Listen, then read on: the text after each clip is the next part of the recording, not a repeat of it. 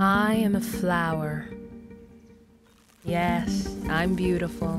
I've heard it before, and it never grows old.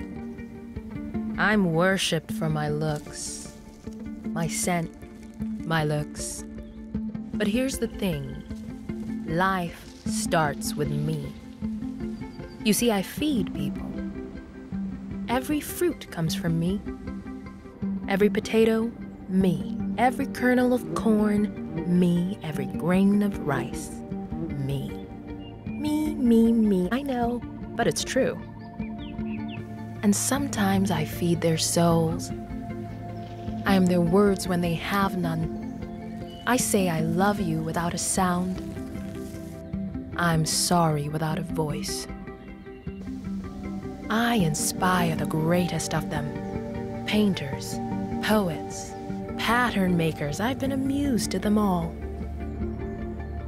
But in my experience, people underestimate the power of a pretty little flower. Because their life does start with me.